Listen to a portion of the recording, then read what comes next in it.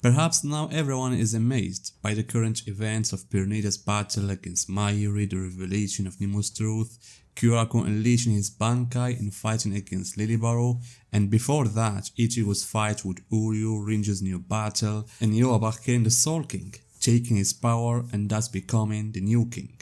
And of course the return of Aizen Sasuke to the events and the revelation of parts of his power and actions, and add to that Yuaba, like any new king, moved the place he would rule from by transferring the entire Vanderreich to the royal palace, and thus taking the reign of the previous king, Ryu, whose palace was reduced to mere rubble. Yet guys, in the midst of all these major events, an important question arises regarding one character, Ichibe Usibe. Where is he? And what is he doing now? Honestly, this is an important question, and I hope Kubo gives us an answer in the anime, unlike how it was in the manga.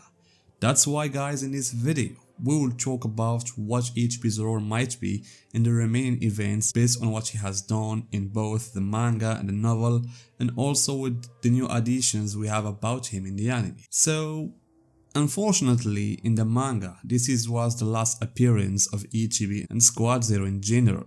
It happened right after the battle between Yuaba and Ichibe ended, with Ichibe directing Ichigo to stop Yuaba, and after that Ichibe said those mysterious words, saying that you humans will not be able to defeat Yuaba. Of course, there are events following the war that are related to the novel, which we will discuss shortly. But let's first talk about what we know about Ichibe's ideology. What exactly does he want? As a general concept, the thing Ichibe desires most is to keep the current system as it is, specifically that there must be always a Ryu, Soul King, inside that cocoon. When I say Ryu, I don't mean Ryu specifically, that person, but rather anyone who can function in the same way as the previous Ryu. Ichibe would place them there because it's not about the identity of the person, but about their power, being used to maintain the balance of the three worlds. And of course the royal palace is the center of all those worlds. According to the novel, after Yuaba's defeat, Ichibe used Yuaba's remains, which contained the power of Ryu, to place them inside the cocoon, making it the center of the world as it was before. And as we know, in his famous conversation with Kyoraku, it became clear from Ichibe's words that he holds a special reverence for the ancestors of the noble families. Kyoraku even wondered about whether everything that happened in the past was truly Ryu's will or actually the will of the noble family's ancestors. Ichibe's response gave me the impression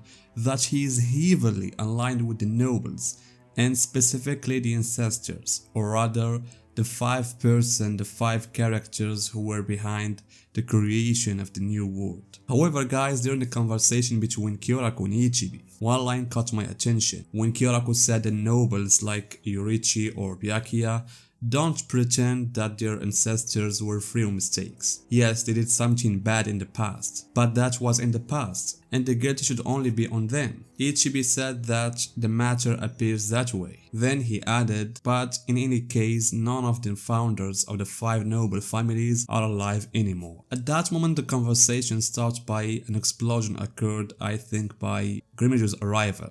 So I wonder now, are none of the founders of the noble families truly alive? Why is Ichibe the only one remaining, alongside Ryu and Yuaba from the ancient world? Isn't it possible that those five cities beneath the Ryu's cocoon are actually the homes of the five ancestors? Didn't Ichibe say that the ancestors were the ones who took parts of the Soul King's body for their personal purposes? I mean, why didn't they merge Ryu's power into their own bones and gain immortality within the royal palace? Because I still find it, guys, suspicious that Ichibe is the only survivor from that world, especially with the new flashback scenes of Ryu, where the Soul King appears without his limbs and Ichibe is seen holding him. That's why guys, I say this, as long as we don't have the full story of Ryu's flashback, something Taguchi confirmed that it will be explained in the upcoming parts, and he means the third and the fourth part. It is certain that Ichibe, unlike in the manga, will have a role in the remaining events, simply because Ichibe is an important part of that flashback, It was shown that he was observing Ryu from afar as he was about dividing the old world. And here guys, we mustn't forget something very important about Ichibe. Yuaba classified him as a threat to the Quincy's because of his wisdom, and this also needs some explanation. For example, we all understand why Yuaba classified Aizen as a threat due to his Ryatsu, considering all the events that showed Aizen's massive spiritual power. The same applies to other threats like Orohara, Zaraki, and Ichigo. But we don't know, or we don't have a clear understanding of what Yuaba means by wisdom. Perhaps Ichibe's words in this line gave us a clue about what Yuaba meant by Ichibe's wisdom. When Kyoraku said he was glad Ichibe didn't kill Ichigo to place him inside a cocoon, because as everyone knows now, Ichibe's plan was to make Ichigo the new Soul King. Look at what Ichibe said here. I'm not Yuaba. After all, I cannot see the future. No, in fact, Ichigo Kurosaki couldn't have defeated him.